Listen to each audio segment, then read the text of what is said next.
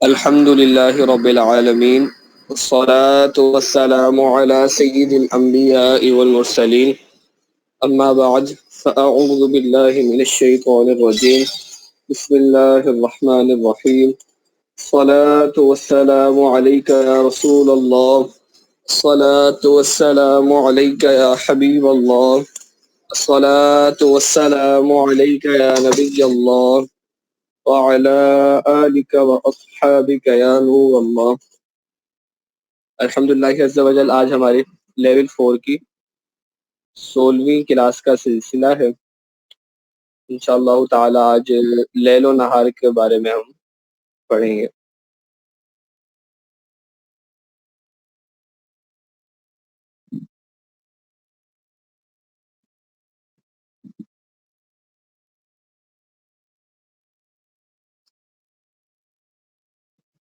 آج ہمیں یہ معلوم ہوگا کہ کب دن برابر ہوتے ہیں، کب تحقیقاً دن برابر ہوتے ہیں، کب تقریباً دن برابر ہوتے ہیں، ان کی کس طرح سے کیفیتیں پیدا ہوتی ہیں، کون سے شہر والوں کے لیے کب ہوگا، کون سے افق والوں کے لیے کب ہوگا۔ انشاءاللہ آج اس طرح کی ہمیں بنیادی معلومات حاصل ہوگی۔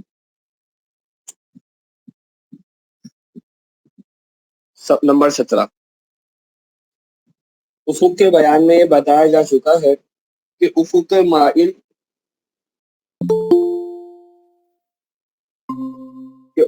مائل صرف معدل النہار کو دو مساوی حصوں میں تقسیم کرتا ہے اور بعض مدارات یومیہ کو چھوٹے بڑے دو حصوں میں تقسیم کرتا ہے۔ کچھ مدارات افق مائل سے اوپر ہیں جنہیں مدار فوقانی کہتے ہیں، اور کچھ مدارات افق مائل سے نیچے ہیں جنہیں مدار تحتانی کہتے ہیں۔ جب یہ یاد آ گیا تو اب یہ یاد رکھیے، آفتاب جب تک مدار فوقانی پر رہے گا رات نہ ہوگی، اور جب تک مدار تحتانی پر رہے گا دن نہ ہوگا۔ اور جب ایسے مدار پر پہنچے گا کہ اس کا اکبر حصہ افق سے اوپر اور اصغر حصہ افق سے نیچے ہے، یا اصغر حصہ افق سے اوپر اور اکبر حصہ افق سے نیچے ہے، تو لیل و نہار باہم برابر نہیں ہوں گے۔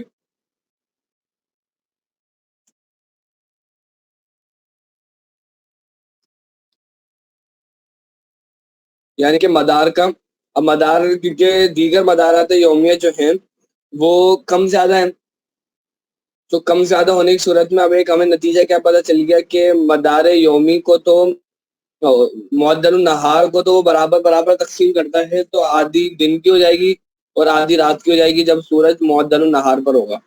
جب بھی ہم کہتے ہیں کہ 21 مارچ اور 24 ستمبر کو ہمارا دن جو ہوتا ہے وہ برابر ہوتا ہے، 24 ستمبر کے لئے 23 ستمبر کے لئے بقیہ۔ اس کے بعد افق مائل والے، افق مائل کون ہوتے ہیں، کون بتائے گا؟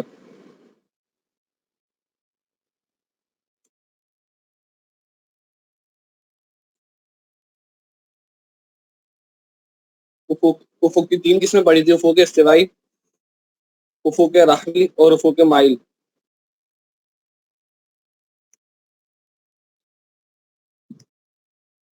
افق مائل وہ ہوتا ہے کہ جس افق کا قطب نہ قطب معدل پر منطبق ہو نہ معدل النہار پر منطبق ہو، یعنی کہ آسان لفظوں میں کہیں کہ ان لوگوں کا افق جو نہ خط استوا ہو اور نہ قطبین پر ہو، تو ان کے افق مائل ہوتے ہیں جیسے کہ ہم ہیں۔ تو ہمارا جو افق ہوتا ہے وہ مدارات یومیہ کو دائرہ صغیر، یعنی کہ اس کا دائرہ صغیرہ بنتا ہے، مدارات یومیہ کو چھوٹے بڑے حصوں میں تقسیم کرتا ہے، برابر حصوں میں تقسیم نہیں کرتا۔ تو اس صورت کے اندر کیا ہوتا ہے، ہمارے لیل و نہار برابر نہیں ہوتے۔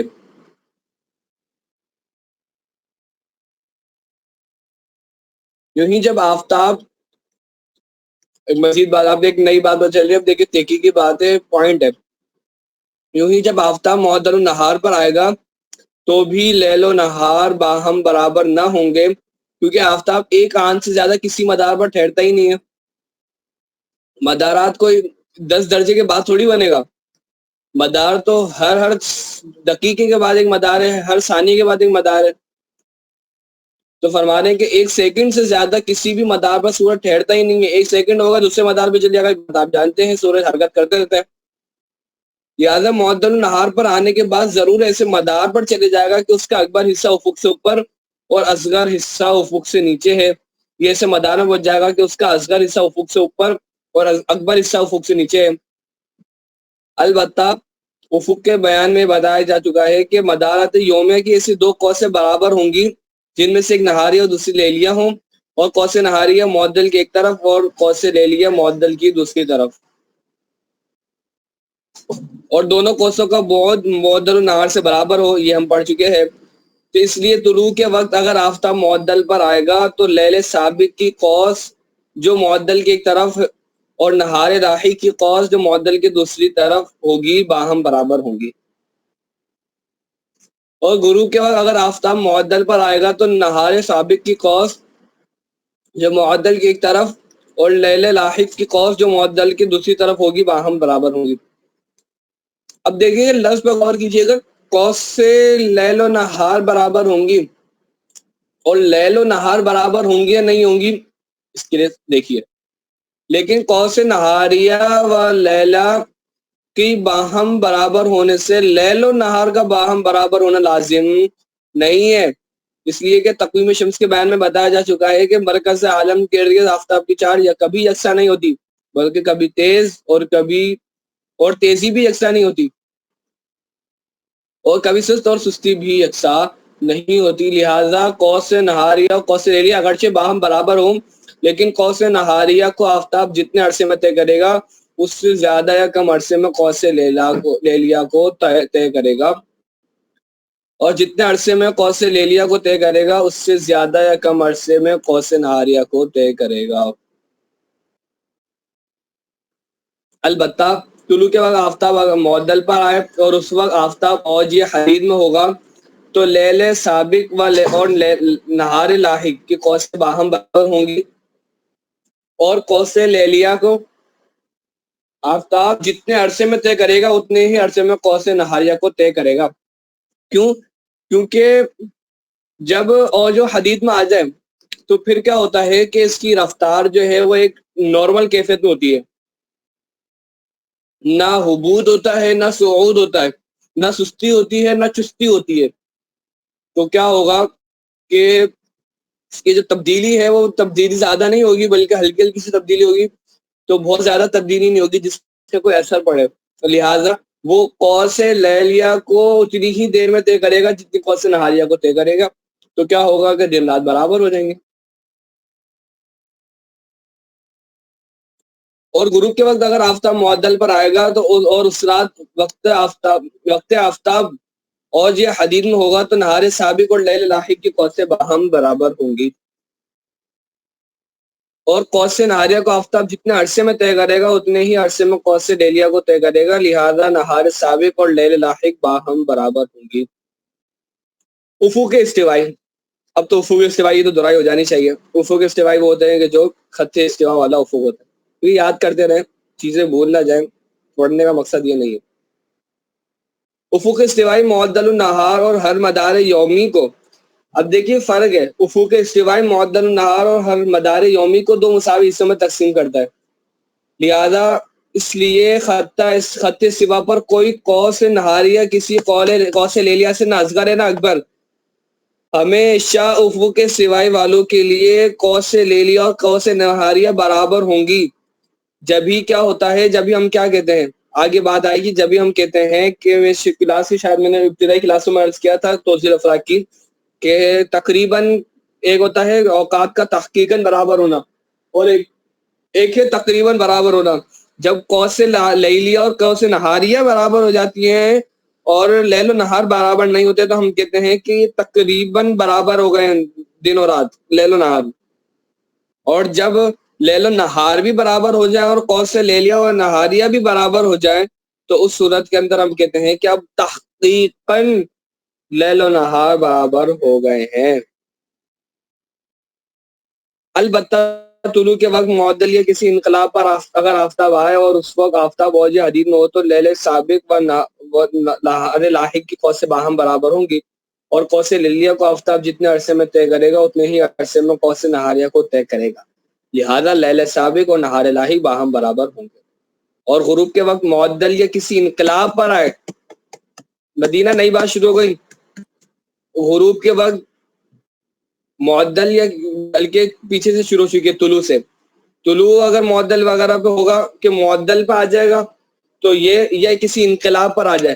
اب معدل پر آنے میں کس صورت میں بھی کیا ہوتا ہے، معدل دونوں کی علتیں مختلف ہے، معدل پر آ کر قوس لیلیہ و نہاریہ کے برابر ہونے کی صورت مختلف ہے، اور کسی معدل پر آ جائے تو اس کی کسی انقلاب پر آ جائے تو اس کی صورت الگ ہوگی کہ انقلاب پر آ کر بھی اس کی رفتار سست ہو جاتی ہے، جیسے کہ ہم اگر آج موقع ملا تو آج پڑھیں گے ورنہ کل پڑھیں گے، اور ویسے آپ پڑھ بھی چکے دائرہ ہندیہ کب بنانا چاہیے، جب سورج احد الانقلابین پر ہو، کیونکہ اس میں فرق کم ہو جاتا ہے، اور اگر اوج حدید پر بھی ہو اور انقلابین پر بھی ہو اور اس وقت نصف النہار بھی ہو، تین چیزیں جمع ہو جائے اور آپ دائرہ ہندیہ بنا لیں تو آپ کو دائرہ ہندیہ سب پرفیکٹ نکلے گا کہ اس کی میں کمی خامی کی کوئی جگہ ہی نہیں ہوگی، اگر بنانا آتا ہو آسان ہے لیکن بنانا۔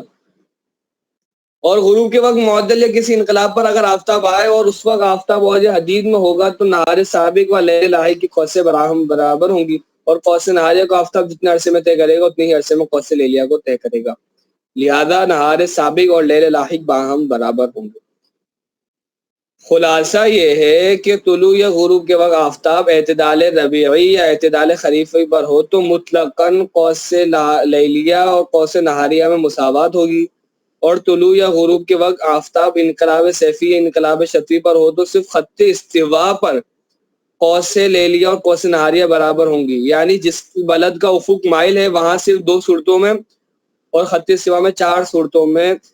اچھا یہ ذہن میں رکھیے گا کیا فرمایا ہے کہ طلوع یا غروب کے وقت آفتاب انقلاب سیفی یا انقلاب شتوی پر ہو تو صرف خط استوا اور پر قوس لیلیہ اور نہاریہ برابر ہوں گی، یہ حصر اضافی ہے، اب یہ تھوڑا سا بلاغت کے اندر آ جائیں، یہ خط اضافی ہے، یہ جو صرف ہے، جو صرف کا لفظ ہے نا انقلاب شتوی پر ہو تو صرف خط سوا پر، یہ حصر اضافی ہے، اس کا مقابل ہے یہ دیگر لوگ، یعنی کہ جو خط سوا پر نہیں ہے جن کا افق مائل ہے، نہ کہ صرف سے مراد یہ ہے کہ صرف انقلاب سیفی انقلاب شتوی پر آئے گا تو ہوگا، بقیہ اعتدالین پر نہیں ہوگا، بلکہ اعتدالین پر بھی ہوگا، جبھی یہ صورتیں فرمائیے کہ 4 صورتیں بنیں گی، تو یہ ذہن میں رکھیے گا، چاہے تو اس کو لکھ لیں، وہاں صرف 2 صورتوں میں خط سوا پر 4 صورتوں میں قوس لیلیہ و نہاریہ باہم برابر ہوں گے، اور جب قوس لیلیہ اور نہاریہ باہم برابر ہوں اور کسی اعتدال یا کسی انقلاب پر پہنچنے کے وقت آفتاب اوج حدید میں آیا ہوا ہو تو ان 2 قوسوں پر آفتاب کی حرکت کے زمانوں میں بھی مساوات ہوگی، اور لیل و نہار کی مساوات کے لیے بس یہی 2 شرطیں ہیں، یعنی قوس نہاری اور لیلیہ میں مساوات، اور ان دونوں قوسوں کی آفتاب کی حرکت اور آفتاب کی حرکت کے زمانوں میں مساوات۔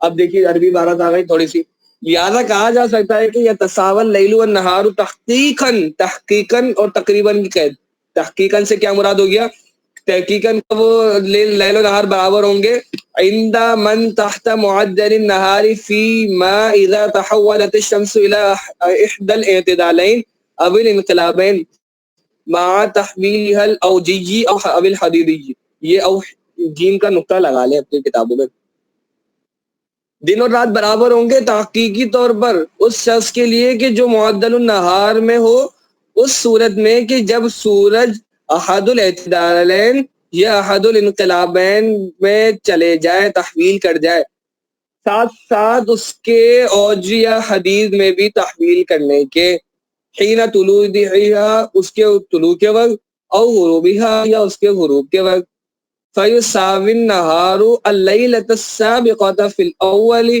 وَاللَّاحِقَةَ فِي الثَّانِي، تو بس دن جو ہے وہ پچھلے رات کے برابر ہو جائے گا پہلی صورت کے اندر، کب کہ جب طلوع کے اندر یہ علی کیفیت پیدا ہو، اور دن برابر ہوگا اگلی والی رات کے لاحقۃ فی الثانی کے جو دوسری صورت میں، یعنی کہ جب غروب کے اندر اوج حدید پر آ جائے۔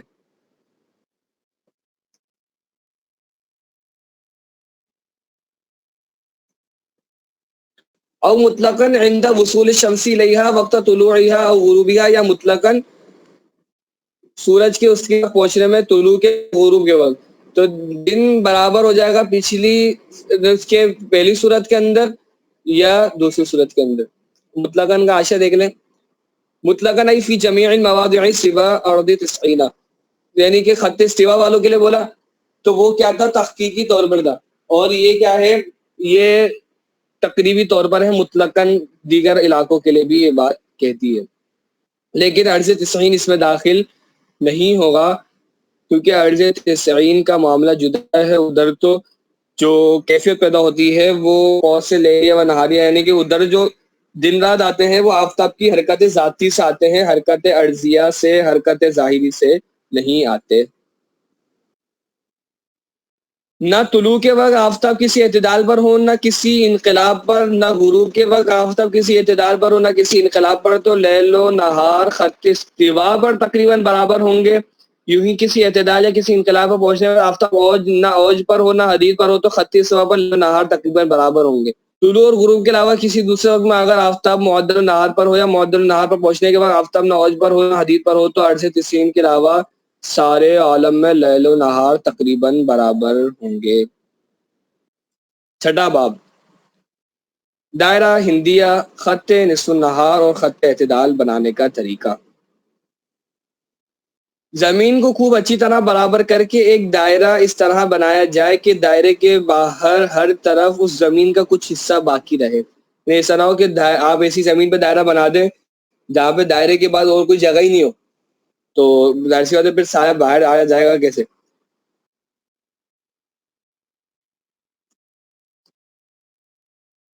اب یہ نیت کر لیں، اب گرمی بھی کم ہو گئی ہے. 7 سال پہلے تو میں نے گرمی کیسے بھی کہا تھا، دیکھ لیں اس سے کوشش فرمائیں یا نیتیں بھیجیں کہ کب بنائیں گے، کس طرح بنائیں گے. اور یہ ضروری ہے چیزیں، پریکٹیکل بھی بہت ساری چیزوں کا ہونا ضروری ہوتا ہے.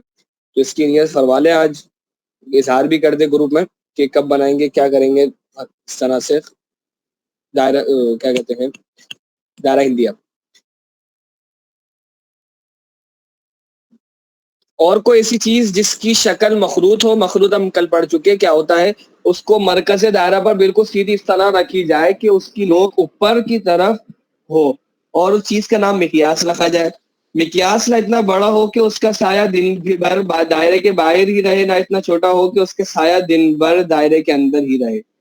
جو مقیاس ربع قطر ہو، قطر کے چوتھائی کے برابر ہو یا اس سے کچھ کم و بیش ہوگا، اکثر آبادیوں میں اس کا سایہ صبح کے وقت دائرے سے باہر اور نصف النہار سے بیشتر دائرے کے اندر داخل ہو جائے گا. اس لیے اکثر کتابوں میں لکھا ہے کہ مقیاس تقریباً ربع قطر کے برابر ہو. یہ ہم نے توضیح و توقیف کا بھی پڑھا تھا. صبح کے وقت مقیاس کا سایہ دائرہ کے باہم پچھم کی طرف ہوگا، یعنی مغرب کی طرف ہوگا، کیونکہ سورج مشرق میں تو سایہ کہاں بنے گا، پچھم مغرب میں بنے گا. پھر جو آفتاب بلند ہوتا جائے گا سایہ چھوٹا ہوتا رہے گا اور کسی وقت دائرے کے اندر داخل ہوگا. جس نقطے پر ہو کر مقیاس کا سایہ دائرہ کے اندر آئے اس پر ایک نشان بنا دیا جائے، اس کا نام مدخل الظل رکھا جائے، یعنی سایہ کے داخل ہونے کی جگہ. اور اس کے بعد بھی مقیاس چھوٹا ہوتا رہے گا اور گھٹتے گھٹتے پھر بڑھنے لگے گا اور بڑھتے بڑھتے دائرے سے باہر ہو جائے گا. جس نقطے پر ہو کر مقیاس کا سایہ دائرے کے باہر جائے اس پر ایک نشان بنا دیا جائے اور اس کا نام مخرج الظل رکھا جائے. مدخل الظل اور مخرج الظل کے درمیان دائرے کی جو قوس ہو اس کی تنصیف کر کے منتصف پر ایک نشان بنا دیا جائے، اس نشان سے ماس ہونے والا قطر دائرہ خط نصف النہار ہے، اور وہ دائرہ ہندیہ ہے. اور جو قطر دائرہ زوایا قوائم پر خط نصف النہار کا مقاطع ہو وہ خط اعتدال. اتنا مشکل لگ رہا ہے سننے میں، ابھی میں آپ کو تصویر سے دکھاؤں گا تو وہ آپ کو لگے گا یہ اتنی سی بات کی ہے، جس کو خط مشرق و مغرب بھی کہتے ہیں. تم بھی دائرہ ہندیہ جس دن چاہے بنا سکتے ہیں، مگر بہتر یہ ہے کہ آفتاب جس دن انقلاب سیفی یا انقلاب شتوی میں ہو، یعنی 22 جون اور 24 ستمبر کو عمل کیا جائے. اگر ایسا دن میسر ہو جائے کہ ٹھیک نصف النہار کے وقت آفتاب انقلاب سیفی انقلاب شتوی میں ہو تو تحقیق بالغ و کامل ہوگی. کیسے نکالیں گے کہ کس شہر والوں کے نصف النہار پر آفتاب انقلاب آ رہا ہے؟ تو یہ میں نے گروپ میں بھیجا تھا. اب آپ کی ذمہ داری ہے کہ لیول 3 کے گروپ سے کوئی ایک بندہ اس کی تصویر نکالے اور پھر وہ گروپ کے اندر بھیجے، پھر انشاءاللہ اس پر کلام کر لیں گے اگر کسی کو سمجھ نہیں آئے. اس وجہ سے تاکہ یاد رہے کہ کچھ چیزیں ہم یہ پہلے بھی پڑھ چکے ہیں، ان کی دہرائی بھی ہوتی رہے، ورنہ تو میں بھی نکال کے بھیج سکتا ہوں، میرے پاس تو سامنے رکھی ہوئی ہے۔ فائدہ خط نصف نہار کا ایک طریقہ یہ بھی ہے کہ زمین کو خوب اچھی طرح برابر کر کے ایک کیل ایسی جگہ گاڑی جائے کہ دن بھر اس کا سایہ اس زمین سے باہر نہ رہے۔ نصف نہار سے پہلے پہلے اس کا سایہ جب تک اس زمین پر رہے، اسی اسنا میں کسی وقت بھی اس کا سایہ ناپ لیا جائے اور منتہائے ذل پر ایک نشان بنا دیا جائے۔ پھر نصف نہار کے بعد جب اس کا سایہ اتنا ہی بڑا ہو جائے تو منتہائے ذل پر ایک نشان بنا دیا جائے اور ایک نشان سے دوسرے نشان تک ایک خط مستقیم بنا کر اس کی تنصیف کر دی جائے اور منتصف پر ایک نشان بنا دیا جائے۔ اس نشان اور کیل کے مرکز سے ماس ہونے والا خط مستقیم خط نصف النہار ہے، اور جو خط مستقیم کیل کے مرکز سے گزرنے والا زوایا قوائم پر خط نصف النہار کا مخاطب ہو وہ خط اعتدال ہے۔ یہ عمل بھی ہر دن ہو سکتا ہے، لیکن بہتر اسی دن ہے کہ آفتاب انقلاب سیفی یا انقلاب شتوی میں ہو ٹھیک نصف النہار کے وقت۔ اگر آفتاب انقلاب سیفی انقلاب شتوی میں ہو تو نہایت بہتر۔ یہ دیکھیے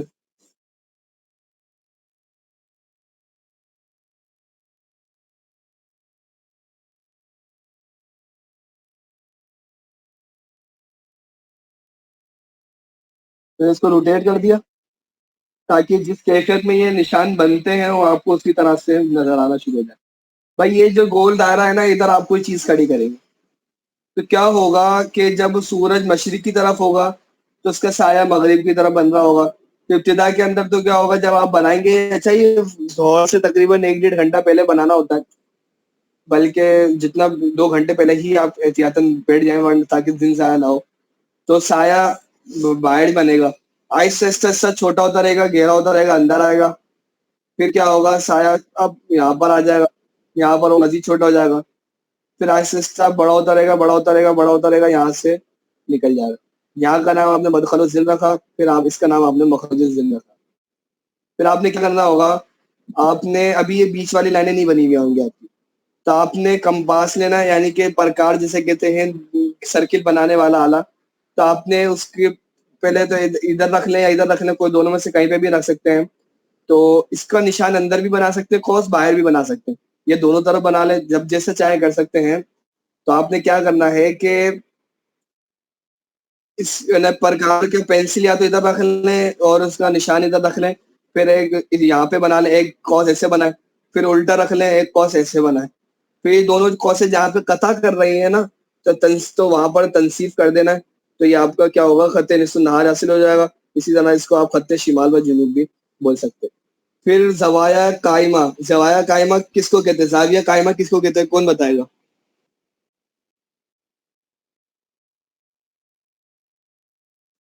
زاویہ قائمہ لیول 3 کی یاد ہے؟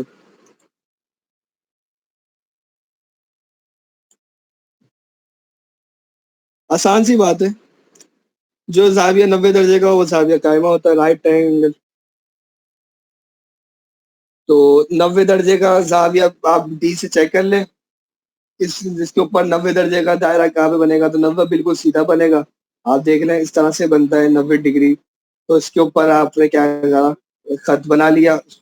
تو جہاں سے سایہ مدخل الظل والا جو حصہ ہوگا وہ مغرب ہوگا، مخرج الظل والا جو حصہ ہوگا وہ مشرق ہوگا۔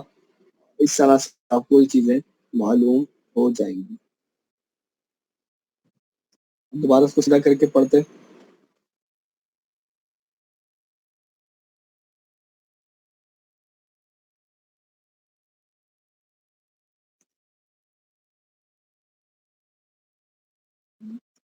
خط نصف النہار اور خط اعتدال سے دائرہ ہندیہ کے 4 ٹکڑے ہو جاتے ہیں، ان میں سے ہر ٹکڑے کو 90 حصوں پر تقسیم کیا جائے، تبھی آپ دیکھیں 4 حصے بنے گے۔ اور دائرہ ہندیہ تو دائرہ ہندیہ کے 360 ٹکڑے ہو جائیں گے، ہر حصہ ایک درجہ ہوگا، پھر ہر درجے کو 60 حصوں میں تقسیم کیا جائے، ہر حصہ دقیقہ ہوگا۔ سوال، بہترین سوال ہے، یہ کیسے معلوم ہوگا کہ زمین خوب اچھی طرح برابر ہو گئی؟ کئی طرح سے معلوم ہو سکتا ہے۔ اس پر پانی ڈالنے سے ہر طرف ایک ساتھ برابر پانی بہے۔ اگر کسی طرف تیزی سے پانی بہے یا کسی طرف زیادہ پانی بہے تو زمین اونچی نیچی ہے۔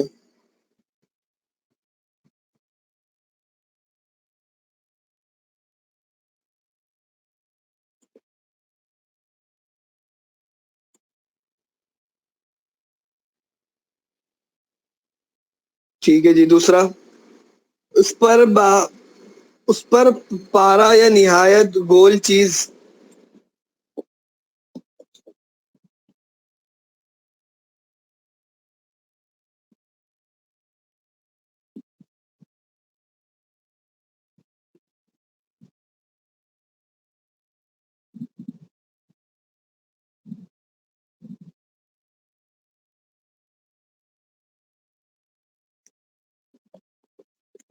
کوئی گول چیز رکھی جائے تو تھر تھراتی ہوئی ایک جگہ کھیلتی رہے، اگر کسی طرح جھک جائے تو زمین اونچی نیچی ہے. پارا یہ دھات ہوتی ہے، جیسے کہ اس جیسے وہ جو بخار چیک کرنے کا ہوتا ہے اس کے اندر بھی جو ریڈ کلر کی مرکری ہوتی ہے، اردو میں اس کو پارا بولتے ہیں. اس کا پارا چڑھ رہا ہے بولتے ہیں نا، ہمارا ہی پارا چڑھ رہا ہے. تو اسی طرح سے ہوتا ہے، ایک دھات ہوتی ہے تو اس کو رکھنے کا فرمان ہے. اس پر گنیا، تیسرا طریقہ، اس پر گنیا گھمایا جائے تو شاکول کسی وقت بھی منتصف قاعدے سے نہ ہٹے گا. گنیا معماروں کے استعمال میں ہوتی ہے، جو گھر بناتے ہیں نا ان کے پاس یہ چیزیں ہوتی ہیں. سوال یہ کیسے معلوم ہوگا کہ مرکز پر مقیاس بالکل سیدھا؟ یہ بھی بہت اچھا سوال ہے. جواب، محیط دائرہ پر فرض کرنا ہے، ایسا نہیں کہیں پہ بھی کر لیں. محیط دائرہ پہ، محیط دائرہ کیا ہوتا ہے؟ محیط کون بتائے گا محیط کیا ہوتا ہے؟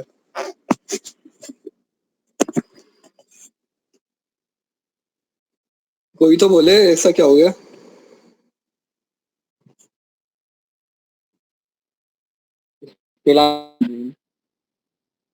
جی محیط مانے گھیرنا ہوتا ہے، گھیرنے والا. نہیں نہیں، لغوی سے تو بحث ہی نہیں ہے نا. اب تو اصطلاح کے ماشاء اللہ آپ لوگ ماہر. اصطلاح میں کس کو کہتے ہیں محیط؟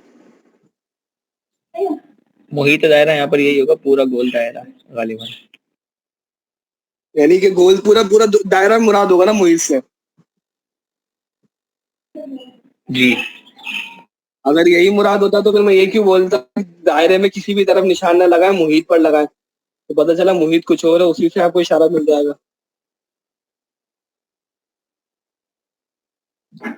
آسان سا لائن غالباً لائن مراد ہے محیط دائرے سے. دائرے کا سینٹر. شہباز بھائی آپ کیا کہہ رہے ہیں؟ دائرے کا سینٹر ہوگا، بیچ ہوگا بالکل. پھر مرکز کیا ہوگا؟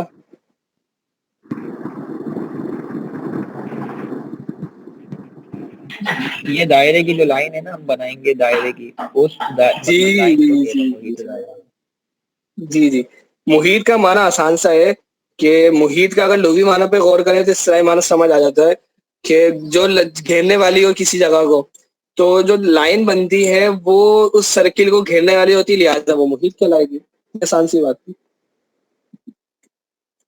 محیط دائرہ پر اب لائن کے اوپر کہیں بھی تین نقطے فرض کیے جائیں تو مقیاس کی نوک کی دوری ان تینوں نقطوں سے برابر ہو. اگر اس کی نوک کسی نقطے مفروضہ کے سے نزدیک اور کسی نقطہ مفروضہ سے دور ہو تو مقیاس سیدھا نہیں ہے.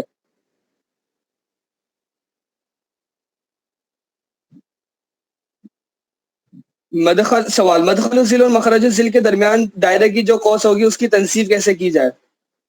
اب یہ تو ایک آسان سی بات ہے.